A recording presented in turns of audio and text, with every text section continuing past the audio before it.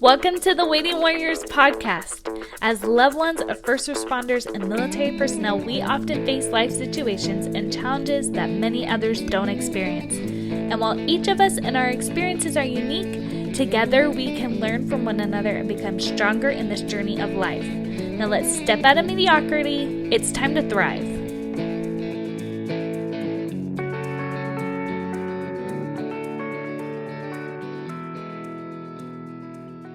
Hey, Waiting Warriors, welcome to another episode on the Waiting Warriors podcast. This week, I have a Army National Guard spouse, Meagan Davis. Meagan, welcome to the show. Hi, thank you. So Meagan is in Louisiana, which I already in love with her voice. It's so funny. Okay, anybody else love this about the military where you I grew up on the West and now we're in Fort Campbell, and when you're on base, it's not so much you hear people, you hear a variety of accents, but then you go off base and you're like, oh yeah, I live in Kentucky. And I'm liking I don't even know just your accent. It's beautiful. I love talking to people with different accents. Anyways, Meagan is from Louisiana. Her husband is Army National Guard. She volunteers a lot as the Family Readiness Group leader, or as many of us know, FRG. For their squadron, she helps with several organizations in their community. She is a mother of 6 children. Go you. Wow. You're doing so many things. You're working on your bachelor's degree with 6 kids. How do you do all the things? Well, my kids are very, very supportive of me going to school. Last December, I graduated from a community college with my associate's degree, and they were all sitting front row watching. I think that it's a really good way to show them to move forward, keep going, and just further their education and chase their dreams. So They're very, very supportive of everything that I have a hand in. That's awesome. Do they, it sounds they're clearly involved with your schooling. Have they been involved with your service work? And I know you're super active with what they do, but are they kind of intermingled with our FRG and that kind of stuff? Absolutely. One of the very first little fundraisers that the FRG did about a year ago, we did a morning time burrito snack bar. And one of my kids actually was up at 5 o'clock in the morning helping move things. He sat up at the armory with us until 3 o'clock in the afternoon, helping serve and helping clean up things. They volunteer and serve at our church. We've done a suicide prevention walk together as a family. They help set up and organize for family days. And anytime that I start throwing out ideas, they are always first involved in, hey, can we do this? And what about doing this? And so I just take all their ideas and throw it into something that we can make work. That's awesome. I love that because I know a lot of other spouses out there, but when you have young kids, you worry a lot about how your lifestyle is going to impact your kids, particularly in the military, right? It's heavy and they need to be resilient, but I love that you are just not throwing them all in, but involving them. And it sounds like they're growing up to be awesome kids. You got to be an awesome kid if you're going to wake up that early and stay until 3, right? Right.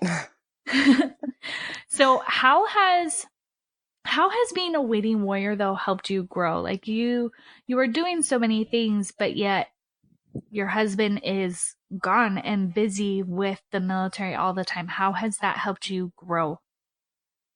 Oh, it's definitely taught me patience.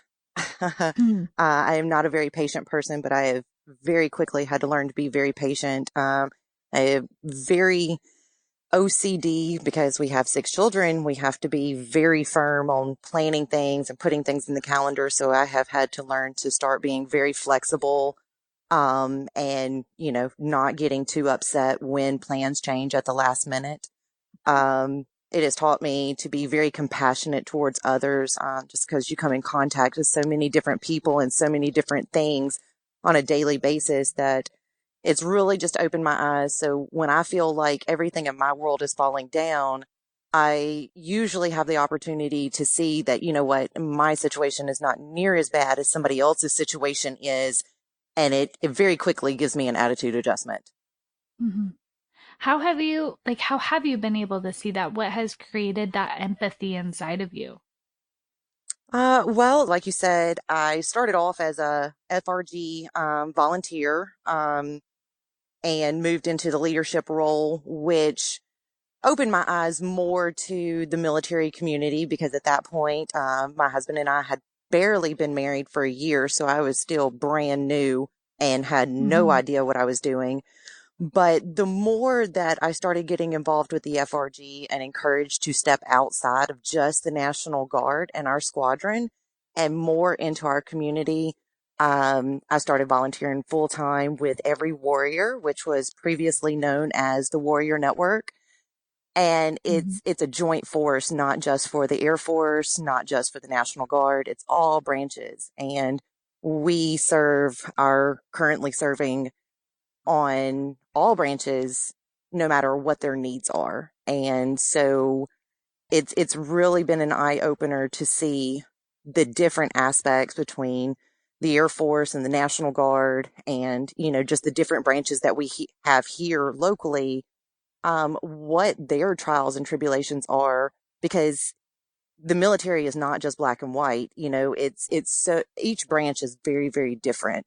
Yeah. So you whenever you start stepping out of that comfort zone to what you know, you start coming in contact with a lot of different needs, and a lot of different things that you have to like go, oh, okay, you know, and really just get out of your comfort zone.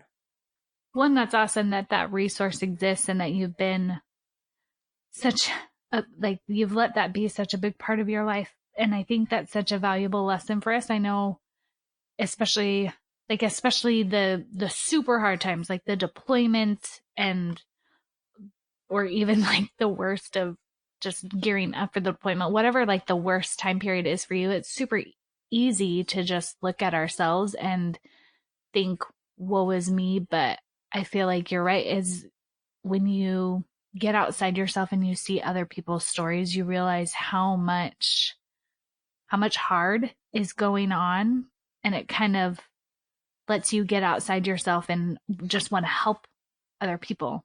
You know what I Right. mean? Well, and you know, on the guard side, so we do not PCS. You know, our serving members, they go, they deploy, Mm-hmm. they go to schools, they travel, for various reasons, but we do not PCS. And so whenever I started making my Air Force friends and linking up with some of them, having to learn what they go through every 3 or 4 years in order to pick their families up and move them has really been a big deal because you know I have never had to experience that and I never will experience that. But watching them and having to see them prep and go through that and move their entire family and the impact that it has, it it's a lot. It really makes me, you know, go, wow, I do not know how you do that every 3 or 4 years. Yeah. It's definitely, it's not for the faint of heart, but we No. can all learn, right?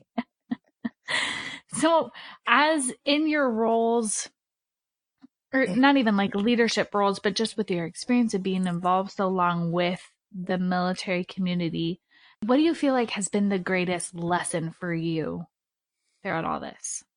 Hmm.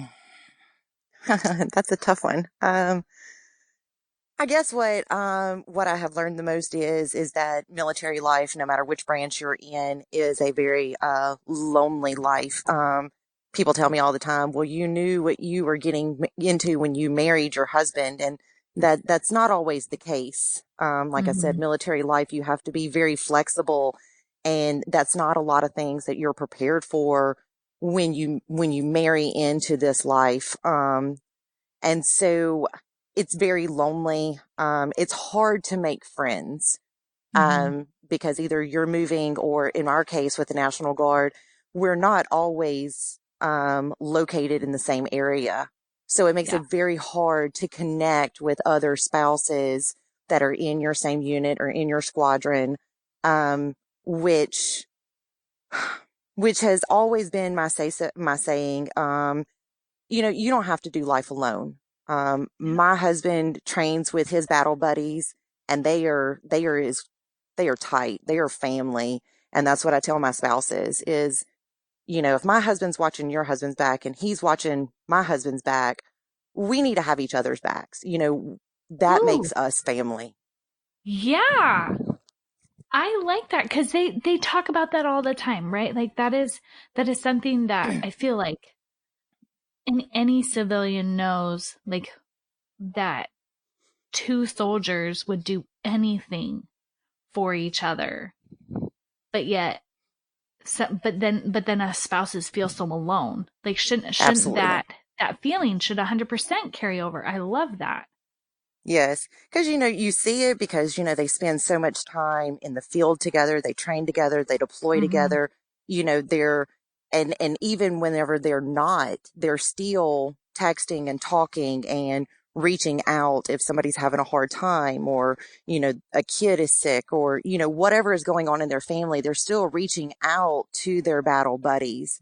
And it Hmm. just kind of got me thinking, watching my husband and the other military guys and how close they were. That what, the spouses, we need that closeness. We need to be able to depend on each other, whether it's through good times and babies being born and Hmm. whatever, or even if it's just that we're having a terrible day and we need somebody to cry to, because unfortunately our spouses are not always there to give us that emotional support. Yeah. What has made you so passionate about this though? Like, is it just Well, that you felt lonely or what's happened? in the beginning, yes, in the beginning, it was mainly because I had moved to a brand new city and I had just married into the Brady Bunch. Hmm. And it was really hard to juggle a new marriage and three stepchildren plus my three children in a brand new city. And it was a really hard adjustment for me. I had a really hard time making friends and, you know, just becoming a military spouse. Plus, my husband was a full time firefighter at that point, and just a whole lot of stuff going on. And it got really lonely for a Yeah. long time. Um, and so I started volunteering with the FRG and started making a few friends there. And Hmm. that eventually led to, other organizations and making more friends. Um, and I couldn't help but think that I couldn't be the only person that was lonely. Yeah. Um, but I think that the main thing that just kind of opened the gate for me and really opened my eyes that I really wasn't the only one that was feeling that loneliness was not long ago when a fellow volunteer, she did commit suicide. Oh. And nobody had any indication. We didn't know. And that's when it hit me that I really wasn't the only one that was lonely and had those feelings, of not feeling like I fit into my new environment. Hmm. And I had always told my spouses that we shouldn't do life alone, but after that incident, which still sits really heavy with me, Yeah. and I just started making sure that not just military spouses, but anybody around me never felt like they didn't fit in or Hmm. never felt lonely. I started trying to pay extra attention um, to other people that were around me and other circumstances that were going on. And the Every Warrior network, they fight suicide prevention. They try to fight it as hard as they can. We're constantly coming up with new ideas on our service members and now especially our spouses. New ways to draw spouses in and to connect them with other spouses And that way we can start teaching other people to lean on one another and to take care of one another. So has it opened your eyes? Has it opened your heart? Has it done both? Like, what has that kind of looked and felt like for you? Oh, absolutely. I think it's opened my heart and my eyes. Mm-hmm.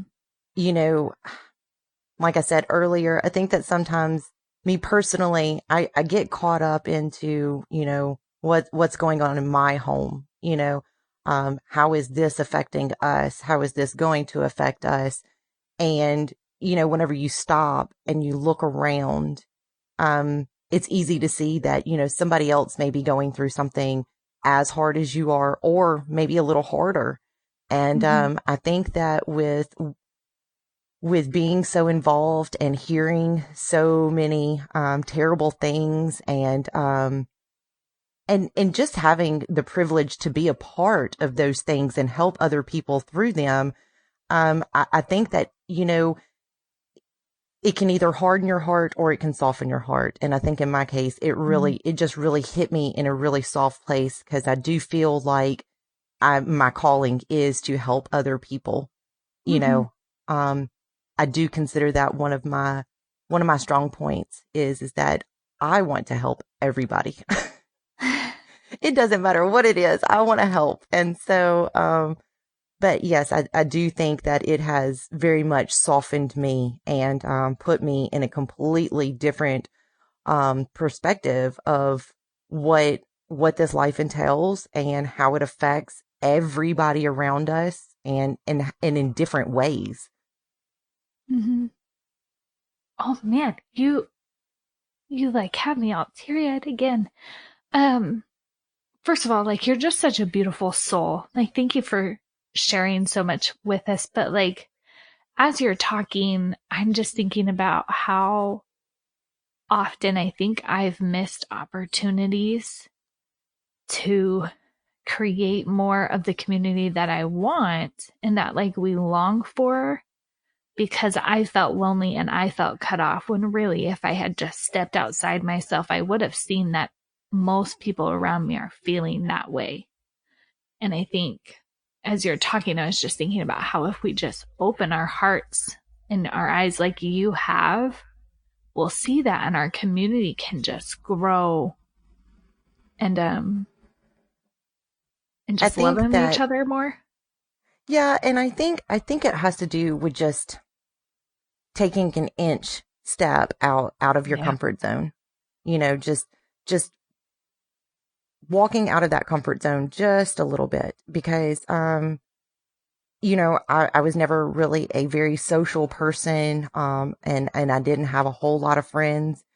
Mm-hmm. Um, and I just had to go, okay, I'm going to do this. I'm going to make this effort. I'm going to walk up and I'm going to talk to this spouse that I don't know.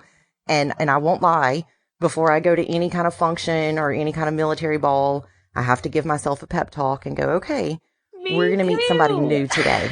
I'm going to meet somebody new today, or I'm going to do this today, or, Mm-hmm. something.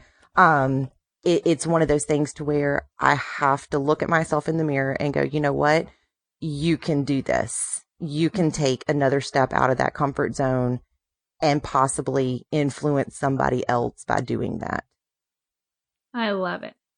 I love that so much. Um, I don't know. I feel like my heart has been softened. So thank you for that. Last question that we like to end every episode with is, what is your key to thriving that you want to share with your fellow waiting warriors? So I would think that, my key to thriving is, and this is going to sound maybe a little silly, but, I think that it's actually just making a move, just taking that first step to do something. If we all sit idle or stay in our own bubbles, then we're never going to move forward and we're never going to accomplish anything. So I think that just being able to take that first step and say, hey, what can I do to help? Or, hi, my name is Meagan Davis. What is your name? Just being able to take that first step, is the key to doing anything and everything. We just have to have a little bit of courage and a little bit of faith in ourselves that, what, we can do that. We can move forward, not just in our own personal lives, but also in our communities and, with our military families. We just cannot stay in the same space. You have to just move forward. I love that. That's so wise. So wise. Cause I know a lot of times, like I at least want to say the perfect thing. I want to do the perfect thing. I want to do or say whatever will be the best thing to say and not regret what I have to say. But I like that you're just saying do something. Just take a step forward. And I'll say this. I was stuck in being that perfect military spouse, that perfect FRG leader, the perfect mom. And I will never forget this conversation, probably as long as I live. I had a conversation with one of my volunteers, and he told me, whenever he said, Meagan, he said, the reason why I want you part of our team is because you're not perfect. It's because you're beautifully broken in your own way, and it makes you unique, and it makes you to where you can relate to people that I cannot relate to. And he said, you need to embrace being that beautifully broken just the way you are, and understand that that's what makes you great, not being perfect.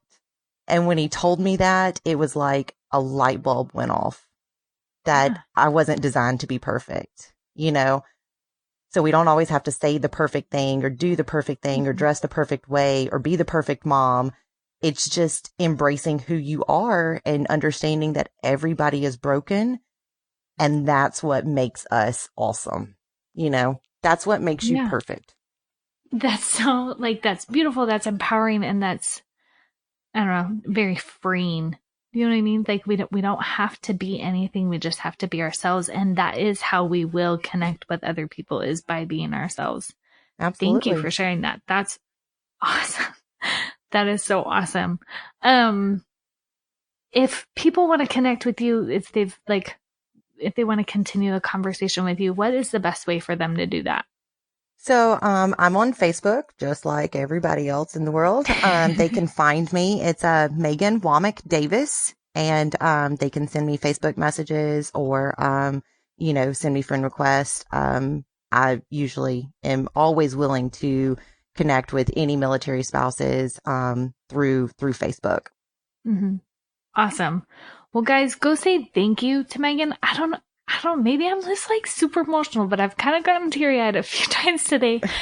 But I think it's just such an important message that, we've said it before that we're not alone, but I love Meagan's point of view that we have to not only realize that we're not alone, but be that community for those around us and be watching out for each other and, being beautifully broken and letting people see that and letting people into that. That is, again, just very beautiful and freeing and all those good things. Thank you so much, Meagan, and all you waiting warriors out there. You guys have a great week. Bye.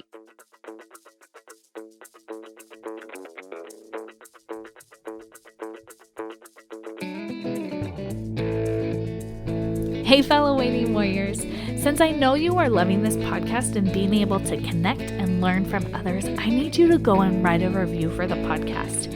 Even just a rating with the stars really helps people find this podcast. And the more people listening means the more people thriving, which is truly my ultimate goal for all of you. It's super simple, will just take a minute, but it will make a world of difference.